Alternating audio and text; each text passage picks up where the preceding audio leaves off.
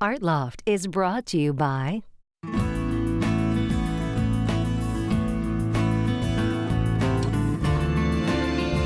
Where there is freedom, there is expression. The Florida Keys and Key West. the Miami-Dade County Tourist Development Council, the Miami-Dade County Department of Cultural Affairs, and the Cultural Affairs Council, the Miami-Dade County Mayor, and the Board of County Commissioners, and the Friends of South Florida PBS.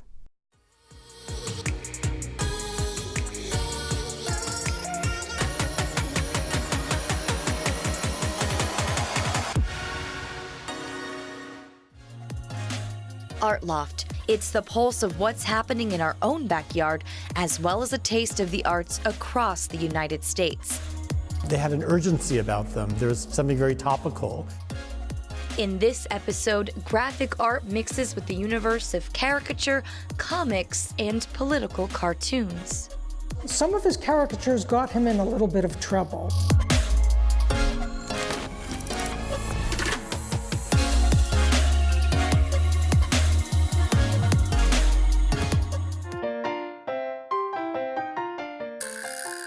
My name is Francis Luca, and I'm the Chief Librarian here at the Wolfsonian Florida International University. I'm the curator of this installation that's looking at Conrado Walter Massaguer, a Cuban publisher, art director, illustrator, and caricaturist.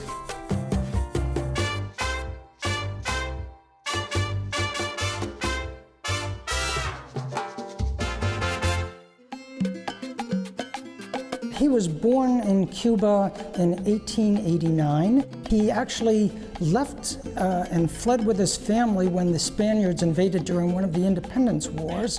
And so he grew up kind of biculturally and then multiculturally. And so I think for that reason he was influenced not only by the artwork in Cuba, but what was happening in the modernist movement all around the world.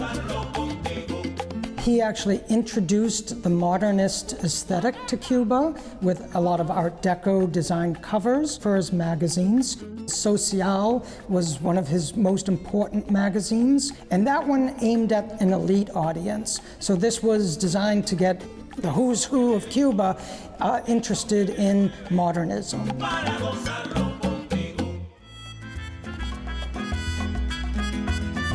He had an entire section in Social magazine called Massa Girls, which is a play on his name. Sounds like Massaguer, Massa Girl. And what he was doing with that was showcasing this new woman that had suddenly appeared first on the American scene, and then he helped import into Cuba. He loved beautiful young women. He was a little bit of a machista in that way, but he wasn't so thrilled about their being so outspoken and liberated. That, I think, was a little bit threatening to him as well.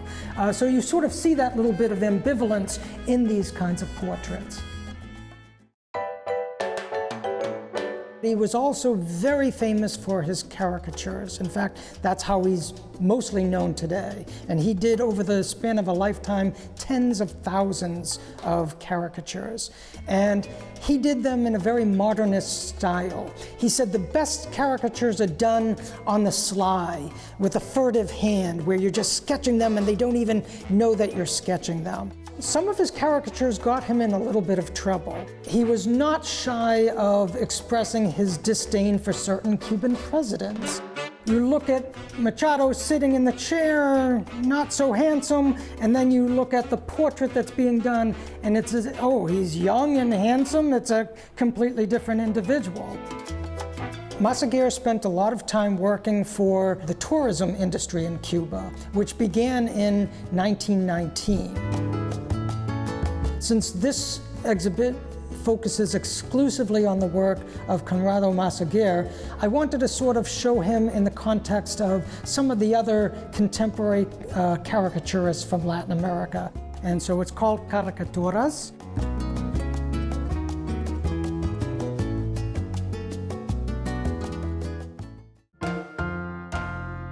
Once Castro's revolutionary seized power, Massaguer continued to live in Cuba, though in relative obscurity until his death in 1965. Here is someone who was the cultural ambassador for all of these visitors, especially from the United States, and all of a sudden, there are no visitors from the United States after 1959. He ends up working in the Cuban National Archives, just spending out his remaining days there. To me, the most important thing about this exhibition is the fact that we can showcase this artist who was well-known, well-renowned in his period, but has sort of been eclipsed because of more than 50 years of strained relations between Cuba and the United States. And his artwork is reflective of this earlier period, this period of warm relations and cordial relations. Visit wolfsonian.org and click What's On for current exhibitions and installations.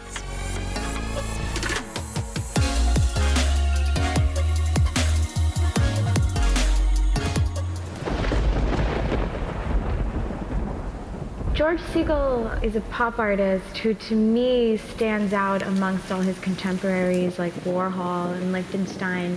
Whereas Warhol and Lichtenstein were looking at the messages encoded within marketing or media, Segal is interested in the consumer themselves and the codes sort of embedded in our bodies and languages that our bodies kind of carry within themselves. He glorified the figure and made it the central subject of his work. George Segal's work is great in that it doesn't require a lot of explanation. People just look at it and they understand it. The viewer gets to directly engage with them. They all take their own liberties, like some people sit next to them, some people just look at them. Of course, it's a popular place to sit and take a picture of yourself. I've seen children talking to the sculptures, or you can stand inside of these galleries and sort of watch how other people interact with it. It's amazing to see how varied all of those responses are. It's kind of an amazing social experiment that isn't exactly intentional, and it is sort of heartening to see that relationship that you can directly have with a work of art. Institute of Contemporary Art Miami offers free admission every day. Check out their current exhibits on Instagram.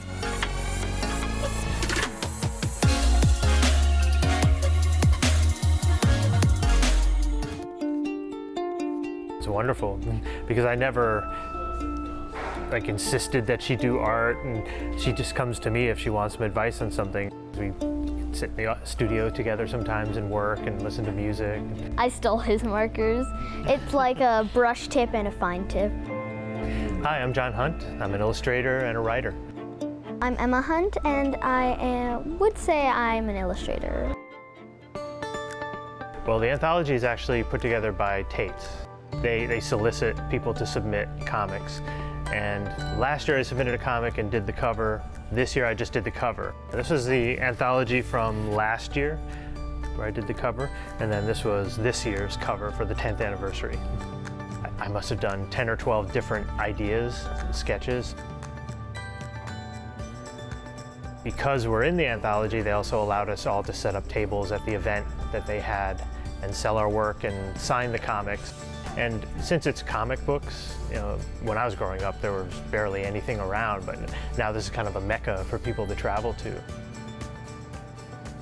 It was an honor because I didn't think I would be in the book. I was like, oh, I might not get in because there's like a lot of adults doing it. And actually this year, I think it was 4 younger girls got into the book and we all sold stuff. And it was really cool to see them there because I was like, oh, I have more people doing what I'm doing at a young age. It's called A Simple Day in a Simple Forest. Since I was a kid, I was just drawn to science fiction, fantasy. I loved classical art, but I wanted to paint stuff that didn't exist.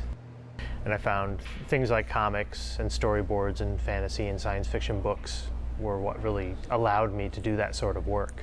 I don't do a lot of sequential comic work, although I do storyboards for TV commercials and things like that. I do a lot of images for book covers. posters, album covers. I've been doing a lot of recently because vinyl is kind of making a comeback. I was trained watercolor and oils, and probably only about 25–30% of what I do now is actual painting. I do a lot of stuff digitally. It's actually a digital painting. I did this for a game. And I still do a lot of drawing by hand, so I'll draw this by hand, scan it, and then do the painting in Photoshop.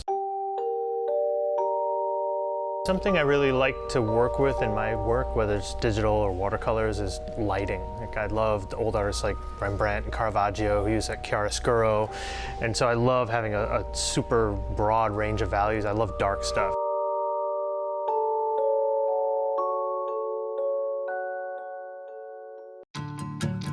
I don't really draw realistic stuff. I really like sci-fi. And I make little clay sculptures, and then I paint them, and then I string them. And this is also fan art from a Studio Ghibli film. They're called ohms, and they're like these big bug creatures. And this is watercolor and mixed with pencil. Working in a studio by yourself, it can get to be a drag after a while, and I guess it comes back to the community thing I was saying that Tate's is trying to foster, and she gets to see, you know, all these people that are actually doing this for a living, you know, doing art and making money from it. Follow John and Emma Hunt on Instagram to see their latest art projects.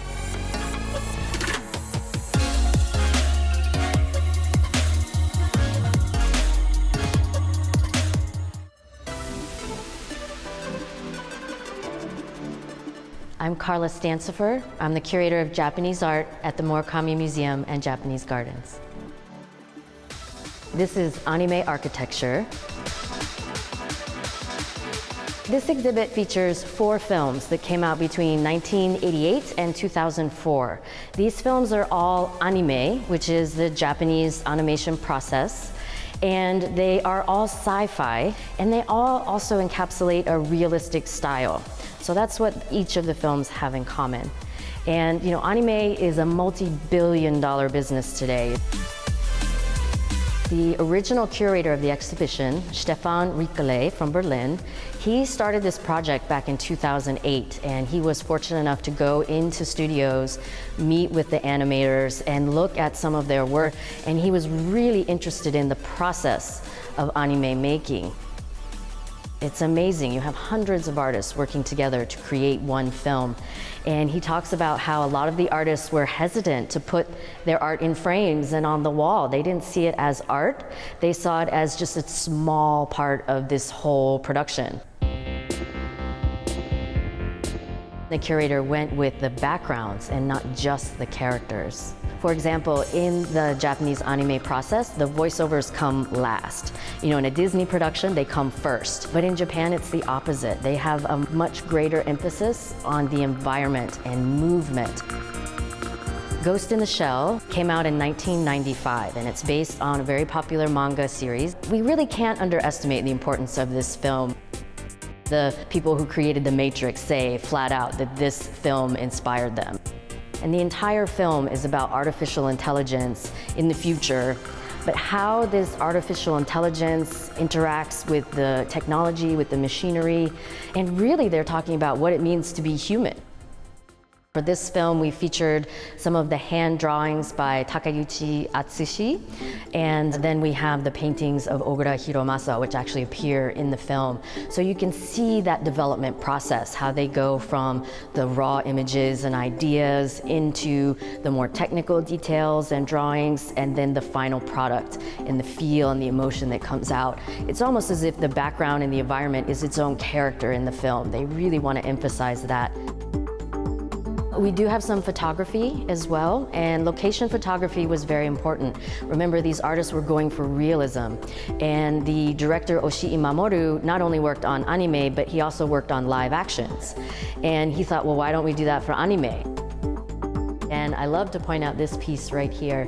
He snapped this picture in a shop after he had gone in, his lens sort of clouded over. And then this is what his art team did with it. And I love it because we're not just seeing a copy. They're not copying what they saw. They were inspired by this. You could see they added some signage. They added a building over here. I also like to point out in this piece, again, it's a watercolor on paper by Ogura Hiromasa.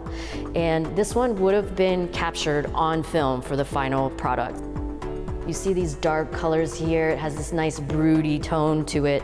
But when that transfers to film, a lot of that gets washed out. But Ogura was a master at finding just the right mix to create these darker tones and still keep them vibrant.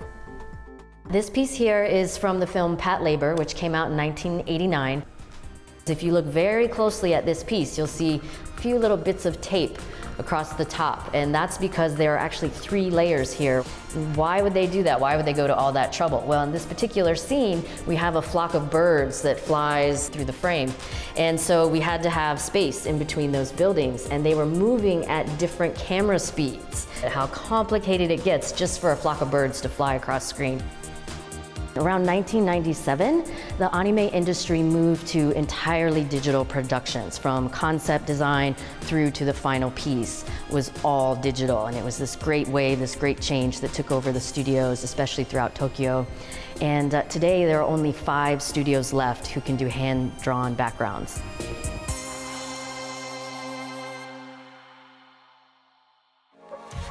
Explore the century-old link between Japan and South Florida at the Murakami Museum and Japanese Gardens.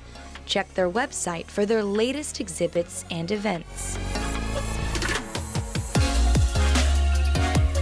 Next up, Ohio, where WOSU Public Media profiles artist Jeffrey Staller, whose political humor spans 6 U.S. presidents.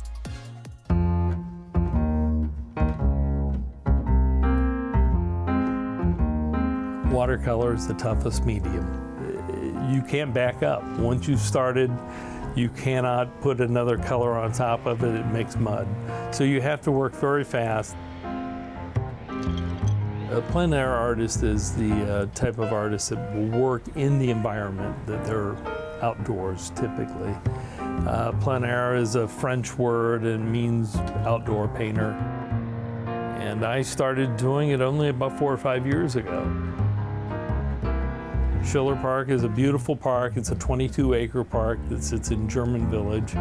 It's a park that attracts a lot of dogs, a lot of people, a lot of walkers, a lot of runners. It's so nice to plein air paint because you get outside, you get away from it all. It's very relaxing. It's not that the cartooning is, it's just a whole different animal.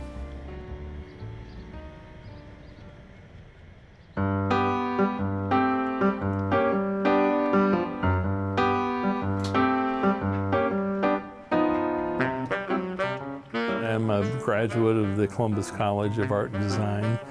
I graduated in advertising with an illustration minor. I worked for several years in advertising, but I always wanted to cartoon. I did some cartooning for a magazine, actually a weekly newspaper in Columbus, Ohio.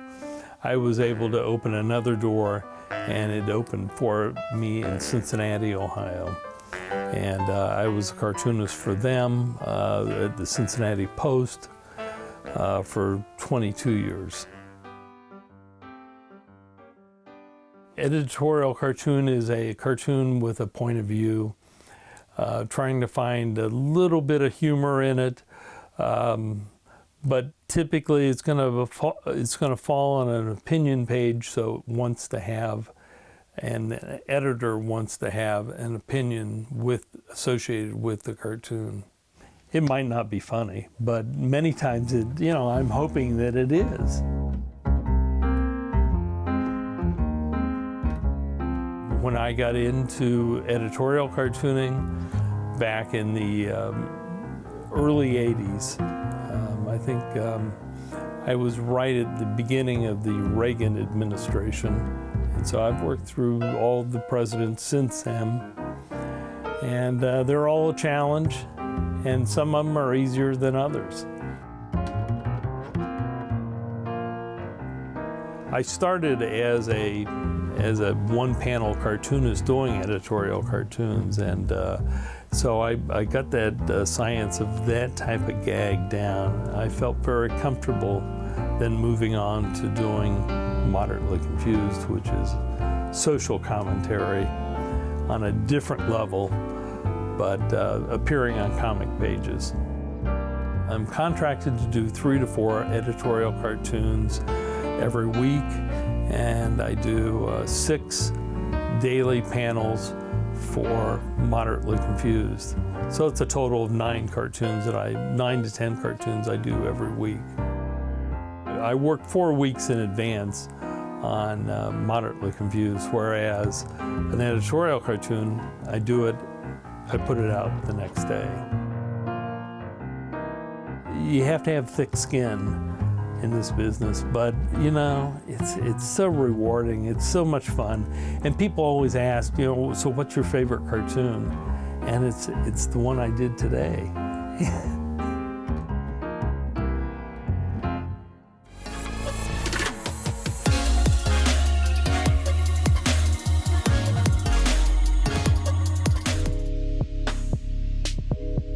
They had an urgency about them. There was something very topical.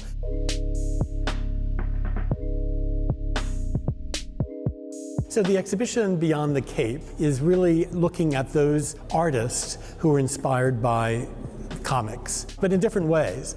They're about the environment, politics, race relations. There are many artists like Lichtenstein and Warhol who are influenced by comics, by pop culture. But this you'll find are artists who really are telling a story that's sometimes quite deep, quite dark. Kerry James Marshall is looking at the streets of Chicago. William Wiley's Tapestry is looking at the shooting of a man who police thought he was pulling out a gun, but in fact he was pulling out his wallet. I'm finding right now in this moment, just kind of seeing my work against these other artists' work, is that they actually are speaking clearly without holding back about what is actually important to them and what's actually happening in their period of time that they are living. My name is Mark Thomas Gibson. I'm originally from Miami, Florida. I am an artist. I'm also an assistant professor at Temple University, Tyler School of Art. I kind of play with pop culture, I play with comics, I play with history, I play with like a little bits of everything. This book had a lot to do with this idea of utopia. Once I actually start engaging with the practice of drawing, then I start to formulate whatever my actual answer is about that subject. In the case, this one was utopia, and so by the end of it, I actually come to an answer for myself. And I don't think I could actually find that type of answer any other way. Every page is an individual drawing, 350 of them that tell the narrative of my main character.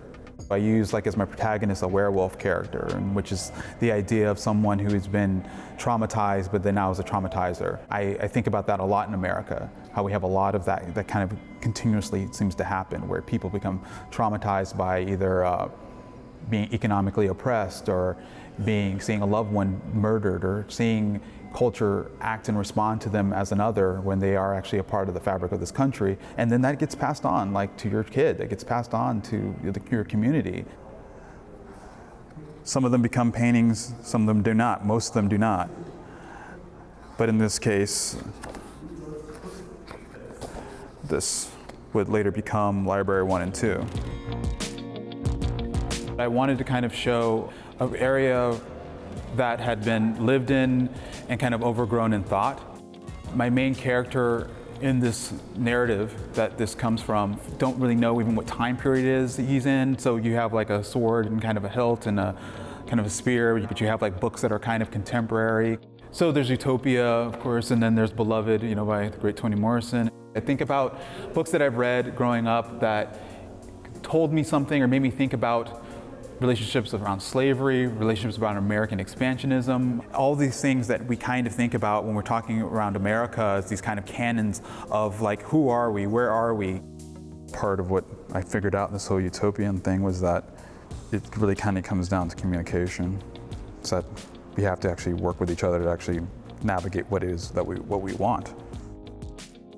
This exhibition, I think, is yet another good example of what we have been pretty good at here, and that is to break the boundaries between these silos of art forms, where you have the graphic novel, the comic, and you have fine art. Well, here you have this sort of blending of the two.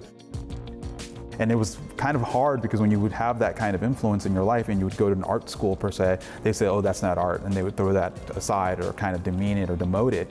Many people throughout history actually worked within illustration, worked within political art, worked within caricature. It's really kind of embedded in art practice. And if you go all the way back to Lascaux and look at those like caves, I mean, there's some caricaturism kind of going on in that as well. So the way in which we kind of think through narrative and sequential art, it's always been present.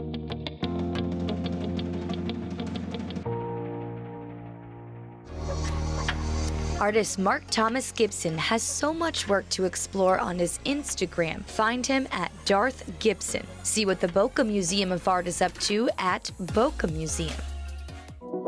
Continue the conversation online. Art Loft is on Facebook, Instagram, and Twitter at ArtLoftSFL.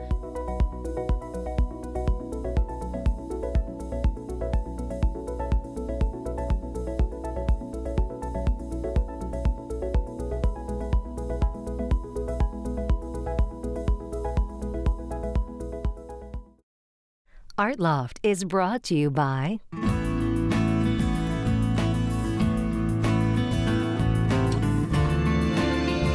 Where there is freedom, there is expression. The Florida Keys and Key West. the Miami-Dade County Tourist Development Council, the Miami-Dade County Department of Cultural Affairs, and the Cultural Affairs Council, the Miami-Dade County Mayor, and the Board of County Commissioners, and the Friends of South Florida PBS.